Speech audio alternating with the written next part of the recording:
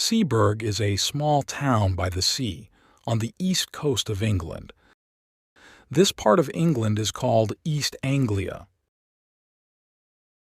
I went to Seaburg for a holiday in 1919 with my friend Henry Long. There were few visitors in Seaburg that year. There was only one other visitor in our hotel.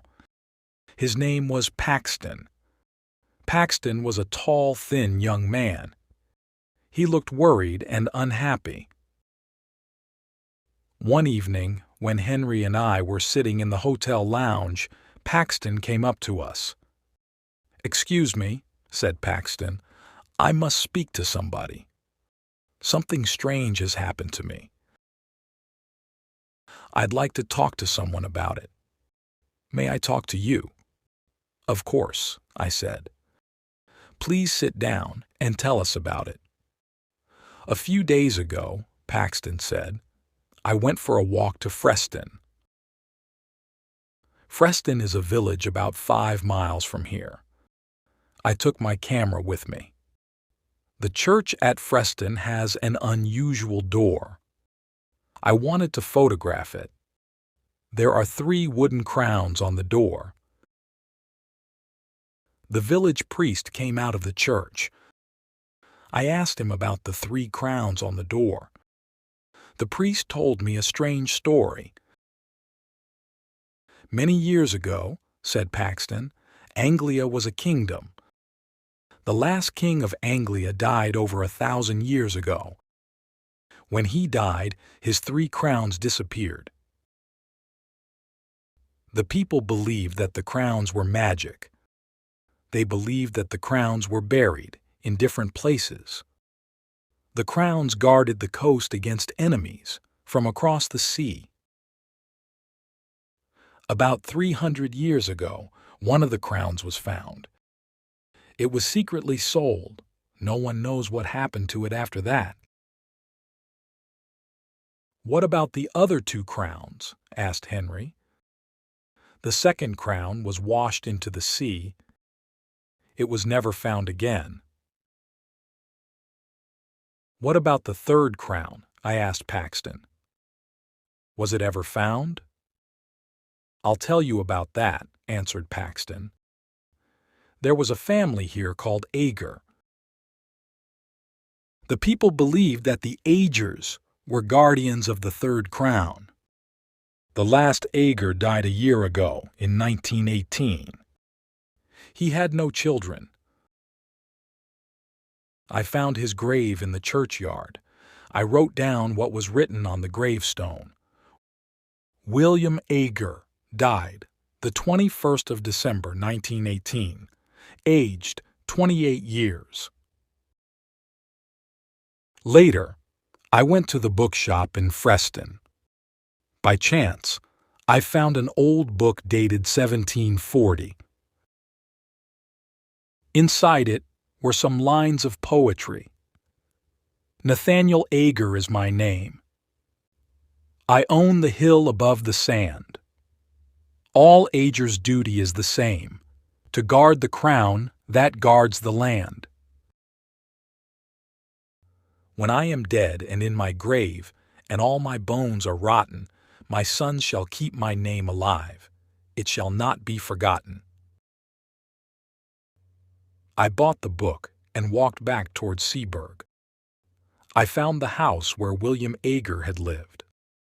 The house is halfway between Freston and Seaburg.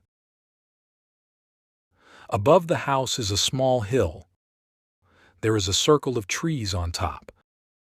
I knew that this was the place. "The place for what?" I asked. Henry and I were becoming tired of this long story. "The place where the crown was buried," said Paxton. "And did you find this crown?" I asked in a tired voice. Paxton's answer surprised us both. "I have it in my room," he said. "Come and see it, then you'll believe me." Henry and I did not believe him. We thought that Paxton was not telling the truth, but we stood up and followed him. Paxton led us to his room. He opened a suitcase. Inside the suitcase was something wrapped in newspapers. He unwrapped the newspapers. There was a crown. The crown was made of silver. It was a circle of metal with 4 jewels. I put out my hand to touch it. "Don't touch it," Paxton cried, and held the crown away from us. "Why not?" I asked in surprise. "We won't take it from you." "I'm sorry," said Paxton. "It's because—" He looked round the room in a strange way. "Since I took the crown, I haven't been alone." "You haven't been alone?" Henry said. "What do you mean?" Then Paxton told us more of his story. "After I'd been to Ager's house, I came back here. I got a spade and a lantern. When it was dark, I went back to the hill above the house. I started to dig a hole at the top of the hill in the center of the circle of trees. As I was digging," Paxton went on, "I was sure someone was watching me. Once I thought I saw someone, but I wasn't sure. The person was always behind me. Once I felt someone pulling my coat, but then I found the crown. At that moment, I heard a terrible cry behind me." "Who cried out?" I asked. "I couldn't see anyone," Paxton answered. "But I think I know." He pointed to a book on a table beside the bed. "Every time I come back to my room, the old book is open." I looked at the table. The old book was open at the first page. I saw the name, William Ager, 1890. "So you think that William Ager is following you?" I said. "But William Ager is dead." "It's the ghost of William Ager," said Paxton. "He won't leave me alone.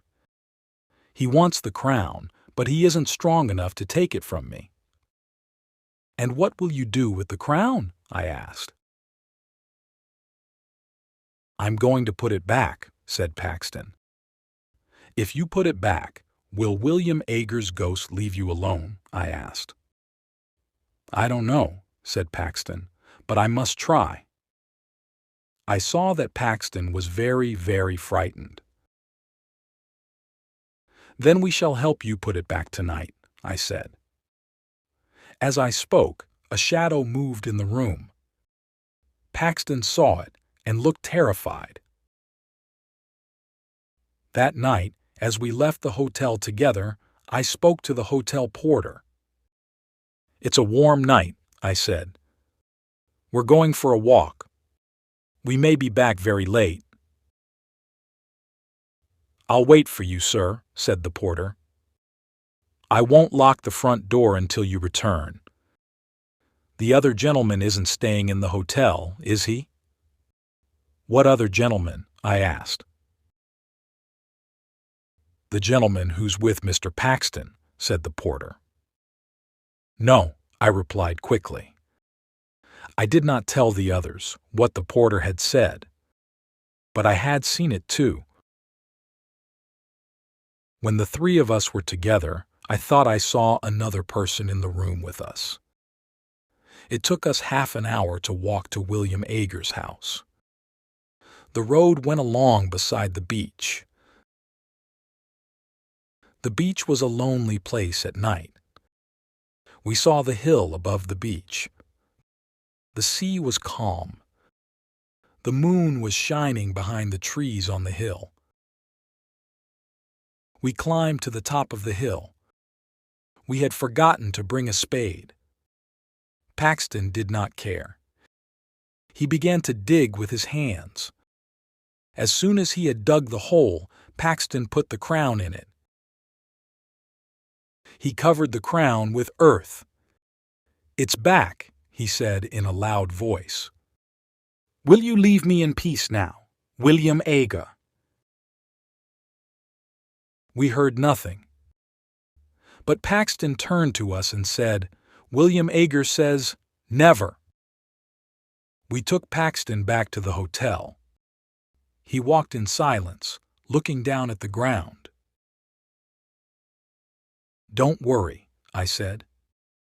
Everything will be all right tomorrow. We'll put you on a train to London. As soon as you are on the train, you will forget all about this. He'll never let me go, Paxton said. The next morning, Henry knocked on my door before 7 o'clock. Let's go and have breakfast, he said. Then we'll take Paxton to the railway station.